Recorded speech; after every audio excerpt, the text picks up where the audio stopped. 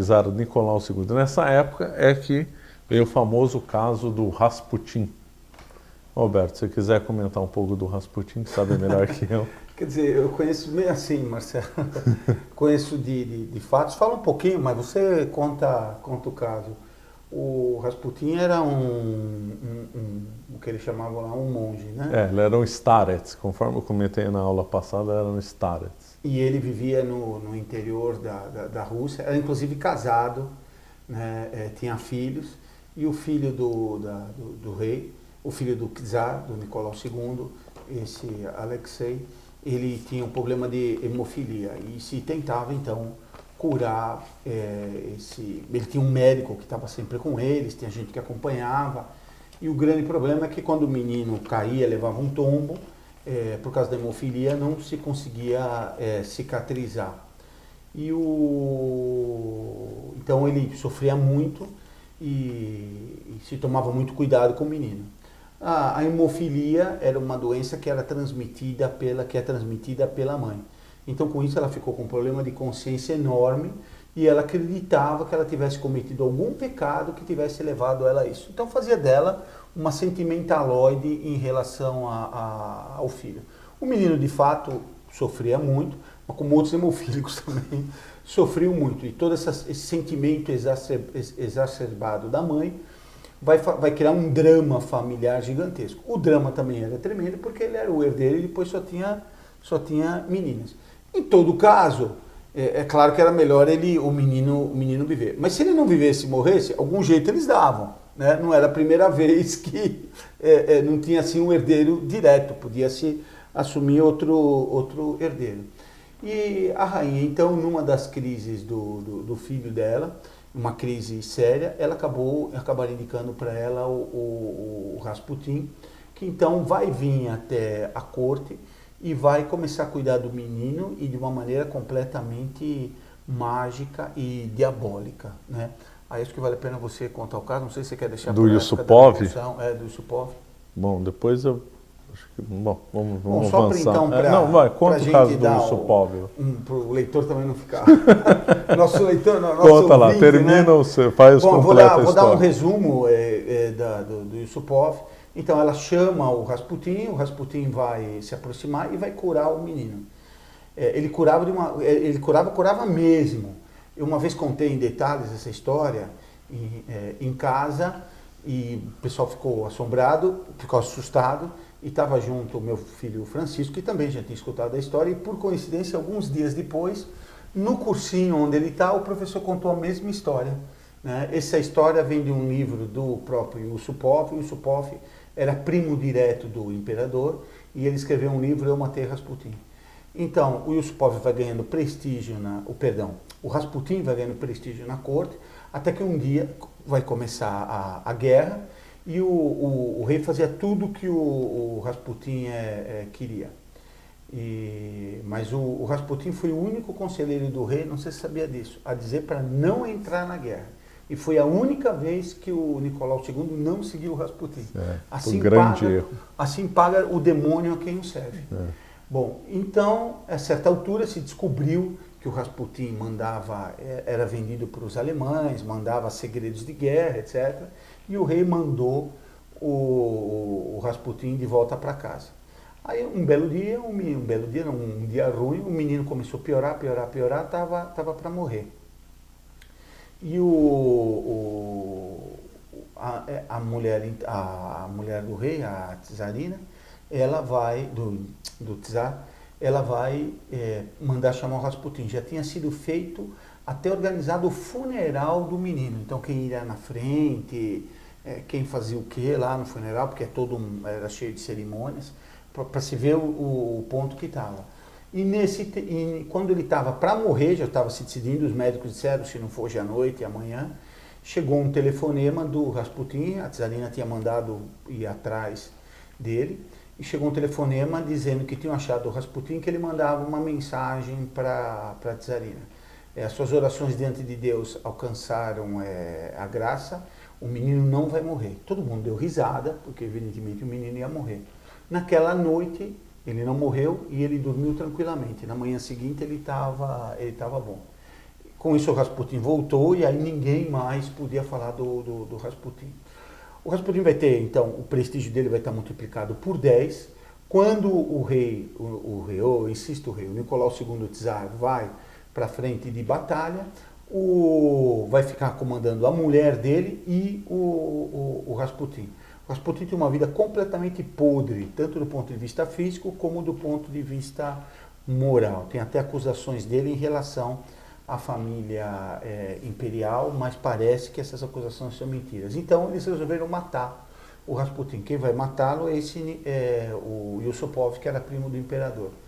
O Yusupov, então, que era muito próximo do Rasputin, convida ele para uma suposta festa na casa dele e serve um banquete onde tudo está cheio de arsênico, e tem vinho, tem tudo cheio de arsênico.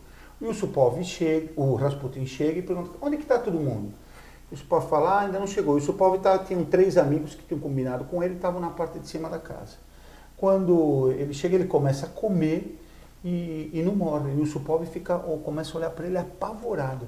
E ele come de maneira mais animalesca possível, com a mão, enfiando aquilo na boca, a comida caindo, e ele levantava os olhos para o Yusupov e dava risada. E o Yusupov ficou apavorado, subiu, falou, me dá uma licença um minuto aqui, que eu preciso resolver um problema.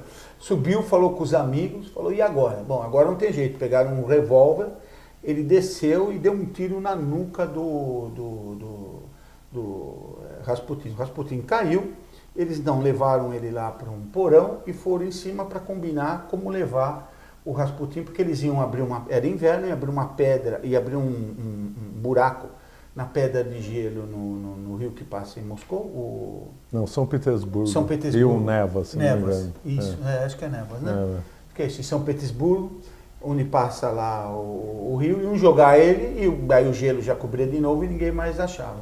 A certa altura, o Yusupov desceu para ver o que estava, para dar uma olhada lá no cadáver, se sentiu atraído. Quando ele chegou, ele tinha colocado ele numa adega, ele achou que o corpo não estava bem exatamente na posição que ele tinha deixado. Então ele foi olhar mais perto.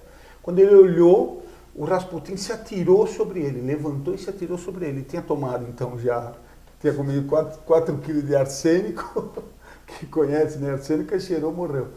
Tinha tomado lá comido os 4 quilos de arsênico, tinha levado um tiro na nuca e pulou para cima do Rasputin, do Yusupov, empurrou ele fora, conseguiu sair da adega, foi para a sala, começou a briga, os dois que estavam em cima desceram, teve lá uma briga, ele foi saindo, conseguiu chegar até o pátio. Quando ele chegou até o pátio, o fulano estava com uma arma, onde ele está com uma arma, deu 2 tiros no Rasputin, aí ele caiu. E o Yusupov entrou assim num estado de emoção, as armas eram muito pesadas, pegou a arma pelo ferro, por onde atira, e começou a bater com como é que chama o pedaço de trás da arma? A coroa. Coroa. Batendo na cabeça dele, esmagou completamente a cabeça, deformou a cabeça dele e levaram ele para dentro de novo. Nisso chegou a polícia que tinha escutado os tiros, mas chegou assim, como se estivesse na casa do governador, né? Olha, parece que eu ouvi uns tiros, mas se eu não ouvi não tem problema. E aí disseram que tinham matado lá um cão, que o cão tinha ficado louco. Eles mostraram o cão, até eles já tinham deixado tudo isso pronto, né? Porque se fosse necessário atirar. Aí o guarda falou, então tá bom, então está tudo bem, pegou e foi embora, porque era o primo do rei, o primo do czar, então ninguém mexia com ele. Colocaram ele lá num saco, foram no rio, meteram ele no rio. Nessa noite mesmo, para ter um álibi, o Yusupov foi até ia ter uma apresentação lá no teatro, uma ópera. É ópera, né? Acho que era uma ópera. Bom, foi lá para uma apresentação. Quando ele entrou no teatro, começaram a aplaudir. Na própria noite, começaram a aplaudir ele por ele ter matado o Rasputin. Vieram vários cumprimentar eles. Porque as mulheres que tiveram problemas com o Rasputin começaram a ter sinais. Começaram a ficarem nervosas, a chorar, a ficarem desesperadas.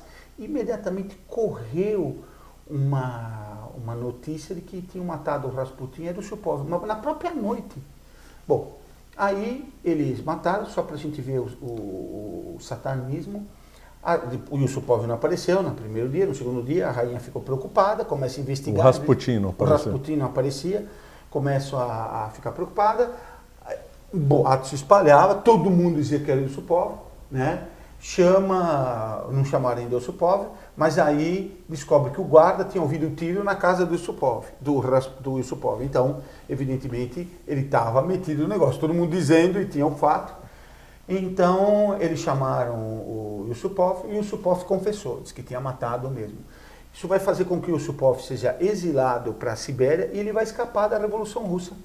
E por isso que ele, inclusive, escreveu o livro. Ele é um dos poucos da família real que escapa da Revolução Russa. Porque quando começa a Revolução, ele estava na Sibéria, se abandonam à prisão, então ele foge e consegue fugir para a Inglaterra. Eles eram parentes dos reis ingleses. Mas aí a rainha faz questão de achar o corpo dele. Então ela manda dragar o rio, pegar, ir lá onde tinham deixado, acabam achando. Então ele estava num saco. Quando tiram um saco, ele tinha sido todo acorrentado, ele tinha se libertado das correntes, fizeram autópsia e no pulmão dele tinha água. Quer dizer, por aí, quem quiser ver, em sebo se acha esse livro, Eu Matei Rasputin.